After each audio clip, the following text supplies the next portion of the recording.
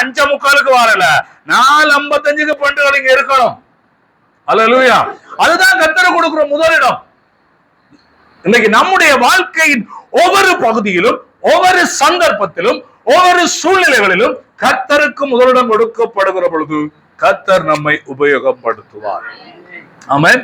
மத்தேயு 6:34 ஏசப்பா அதைத்தாங்க, முதலாவது ராஜ்யத்தை தேடுங்கடா, அப்பொழுது உங்களுக்கு இதெல்லாம் காணிக்கைக்கு மட்டும் எடுத்து பயன்படுத்தி பழகி போச்சு. இது காணிக்கைக்கு உரியதல்ல. என்னோட வாழ்க்கையை முதலாவது கர்த்தருக்கு ஒப்பு கொடுக்கணும். ஆமென். ஞாயிற்றுக்கிழமை கிறிஸ்தவன் இருக்கக்கூடாது. Monday to Saturday and Sunday ஆண்டவருடைய பிள்ளைய வாழ பழகுங்க. அல்லேலூயா. வீட்டை துதிப்பாடல், வீட்டெல்லாம் சினிமா, இந்த பெண்டுகள் டிராமா எல்லாம் போடாங்க, அது வீட்டுக்கே சாபம். கிறிஸ்தவ பாடல்களை போடுங்க, தேவ செய்திகளை கேளுங்க. வாட்ஸ்அப்ல நாக்க நட்டி மூக்க நட்டி பேஸ்புக்ல எல்லாம் படம் போட்டு கேவலப்படாதீங்க, கேவலப்படுத்திடுவாங்க. ஒழுங்கா நல்ல காரியத்தை போடுங்க. இவன் ஒருத்தருக்கு அவருடைய வேட்டியை பிடிச்ச ஒரு படம் போடுவான், பிறகு அப்படியே மடிச்ச ஒரு படம் போடுவான். நான் இருந்து யோசிப்பேன், இவன் எல்லாம் அப்படி எப்படி எல்லாம் போட்டு கொடுக்குறாப்பா. சிலோட சும்மாவுடைய தலை ஆட்டி படம் எல்லாம் போடுவான். பார்க்கும்போது நான் யோசிப்பேன், இவனுக்குள்ள அது ஒரு இனம் புரியாத ஒரு ஆவியா அல்ல ஒரு ஆசையான்னு தெரியல. கவனமா இருக்கணும் கர்த்தருடைய பிள்ளைகள். நீங்க பாவிக்கிற என்ன இணையதளமா இருந்தாலும் அதிலே கர்த்தருடைய நாமம் முதலாவது மகிமைப்பட வேண்டும். அல்லேலூயா. சும்மா சன்னி இழுத்த மாதிரி இப்படி அப்படி அப்படியெல்லாம் போடாங்க. நாம கர்த்தருடைய பிள்ளைகள். அல்லேலூயா. சிலர் பாத்ரூம்ல இருக்க படம் மட்டும் போடல. சில ஊழியக்காரர்கள், சில பரிசுத்தவான்கள் இருக்கிறதெல்லாம் குப்பையை அள்ளி போடுறது, அதெல்லாம் போடாதீங்க. நாம் பயன்படுத்துற இணையமா இருந்தாலும் அதுல இயேசு முதலாவது மகிமைப்படணும். அல்லேலூயா. அதான் கிறிஸ்தவன். அவனைத்தான் கர்த்தர் உபயோகப்படுத்துவார். அல்லேலூயா. ஒரு நாள் நான் சொன்னேன், ஒரு நாளுக்கு ஒரு மெசேஜ் ஒன்று போட்டேன். அவன் உடனே கால் பண்ணான், தேங்க்ஸ் அண்ணா. என்னடா தேங்க்ஸ் கேட்டேன். இந்த வசனம் வரையில நான் தற்கொலை பண்றதுக்கு ரெடியா இருந்தேன். யோசிச்சு பாருங்க. ஒரு பைபிள் வசனத்தை தான் போட்டேன். கர்த்தருக்கு ஸ்தோத்திரம். முண்டகம் ஒரு சபையில ஒரு அங்கத்தினராய் கர்த்தர் அவனை மாற்றி அவச்சு நான் பொறுத்த நேரத்துல உங்களோட வசனம் கொண்டு வந்துச்சு. சந்தோஷம். கர்த்தருடைய நாமம் மகிமைப்படட்டும். நாம என்ன செய்தாலும் முதல் இடத்தை கர்த்தர் கொடுங்க. என்ன ஆபேலும் காயினும் காணிக்க கொடுக்க போனாங்க. காயின் எப்படி கொடுத்தான்? விசுவாசிக்காம கொடுத்தான். ஆபேல் எப்படி கொடுத்தான்? விசுவாசத்தோட மன உற்சாகத்தோடு கொடுத்தான். கர்த்தர் அவனுடைய காணிக்க அங்கீகரித்தான். இன்னைக்கு நம்ம வாழ்க்கையில சோத்திர பலியா, ஆராதனையா, ஊழியமா, காணிக்கையா, தசோபாமா, ஜப நேரமா, பெண்கள் ஜபமா, உபவாச கூட்டமா, எதை இருந்தாலும் பெஸ்டா கர்த்தருக்குன்னு முதல் கொடுத்து பாருங்க. கர்த்தர் உங்கள் வாழ்க்கையை கனப்படுத்தும். என்னுடைய பாச குணச்சொல்லும் பாச அடிக்கடி சாட் சொல்லுவேன். சேர்ச்சில் ஒவ்வொரு நாளும் ஒரு பிள்ளை சேர்ச்சை கூட்டி முதல் காலம் ஒவ்வொரு நாளும் சேர்ச்சை கூட்டின்னு நின்றுச்சான். அதை நின்று ஒரே சேர்ச்சில் ஜெபம் பண்ணும். பாருங்க, ஒரு வந்தான் ஒரு வெள்ளக்கார் பிடிச்சது கல்யாணம் கட்டி. இன்றைக்காவா அமெரிக்காவில் பெரிய ஒரு பணக்காரி, பெரிய கேஸ்ட் எல்லாம் பண்ணி சும்மா மாறிட்டான். அவர் அடிக்கடி சொல்லுவார், அவள் கர்த்தருக்கு முதலிடம் கொடுக்கறதுனால கர்த்தர் அவளை எதிர்பாராத விதமா, இங்கிலீஷே தெரியாது, அமெரிக்காவில் கொண்டு வச்சு இப்ப இங்கிலீஷ் பேசுறான். ஆமென். நீங்க ஒழுங்கா இருந்தா நானும் அமெரிக்கா போக மாட்டேன்னு ஒழுங்கா அந்த ஐடியால இருந்துடாதீங்க. இதை சொன்ன சில பேர் என்ன, நானும் ஒழுங்கா சேச்ச குட்டிதான் நானும் அமெரிக்கா போகணும். அமெரிக்காவே கிடையாது, மட்டக்குழியெல்லாம் வச்சிருப்பாரு. அதுக்கா அமெரிக்கா போறதுக்காக முதல் வராத ஒழுங்கா கர்த்தரை மதி கர்த்தர் அங்க கொண்டு போறோம் எனக்கு தெரியாது. ஆமா இல்லையா? ஆமா இல்லையா?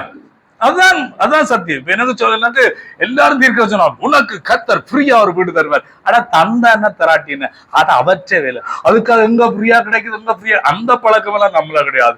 வாடகைக்கு வீடு தந்தாலும் சோத்திரம், அதை கட்ட உதவி செய்யறதுக்கு சோத்திரம். அவ்வளவு எனக்கு புது சொந்தமா வெளியில ஆண்டதே கிடையாது. இட்டுக்கு ஆனா இன்று வரை 23 ஒரு லட்சம் கூட ஆண்டவர் என்ன தங்க வைக்கல. கர்த்தர் நம்மை பாதுகாத்து நடத்துகிற தெய்வம். அவருக்கு முதலிடம் கொடுங்க. அவரை பெஸ்டா மதிச்சு பழகுங்க.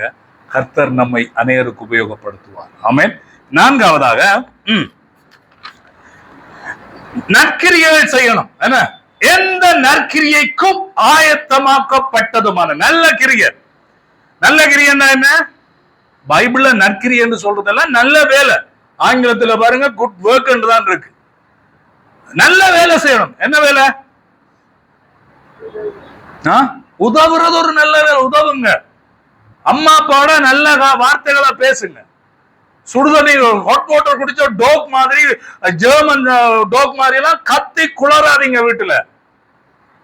நல்லத பேசுவது கூட ஒரு நல்ல கிரியை. ஆமென்.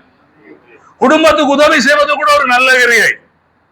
ஆமா நம்ம ஒன்றுமில்ல ஒரு தான் செய்யற போலோட. கிச்சன்ல இறங்கி வேலை செய்யுங்க. டெய்லி அம்மா அவிச்சு கொட்ட நல்லா மூக்கு முட்டை பிடிச்சு கொலஸ்ட்ரால் ப்ரெஷர் வந்து ஊதி போயிடாதீங்க. என்ன செய்யுங்க, கொஞ்சம் ஹெல்ப் பண்ணுங்க.